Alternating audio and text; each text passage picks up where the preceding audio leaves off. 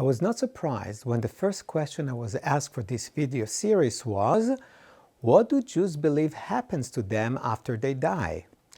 The short answer is everything and nothing. At different times and in different places, Jews had different ideas, and to this day none has been accepted as the official Jewish belief. To keep the video on the shorter side, I divided it into two parts. The biblical era, a gloomy netherworld inhabited by ghosts. The belief of our ancient ancestors was that all people go to a netherworld called Sheol, a deep and dark place in which shadowy spirits called Rephaim dwell. As demonstrated by the story of King Saul and the prophet Samuel, the spirits could be summoned by the living, though this practice was forbidden.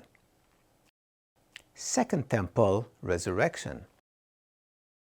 During the Maccabean revolt, which is the basis for the Hanukkah story, some Jews refused to accept the notion that death is the end, especially the death of the righteous who gave their lives for God and the Jewish people. As a result, they embraced the idea that while we all die, death is only temporary, and in the future all will receive their rewards. Even though some Jewish groups like the Pharisees, the priestly class, rejected the idea of the afterlife and resurrection, after the destruction of the temple at the year of 70 CE, these beliefs became central to the Jewish faith.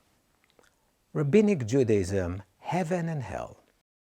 As more time passed, the idea of the afterlife expanded, and heaven, Garden of Eden, and hell, Gehenna, began to develop.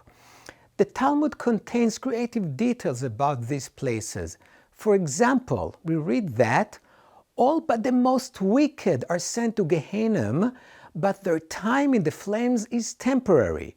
After being purged of their sins, they are ushered to heaven by Abraham. But for some special sinners, even though their torments of hell are temporary, instead of ending in heaven, they end in non-existence. And what takes place in heaven? The Talmud answers, in the world to come, there is no eating or drinking or procreation or commerce, nor jealousy or enmity or rivalry, but the righteous sit with the crown on their heads and enjoy the radiance of the divine presence. This was only the beginning. Next week, I will show how these ideas became even more colorful as they reached the second millennia. Please subscribe to this channel. Click the little bell icon to turn your notifications on so you are the first to know when part 2 comes out.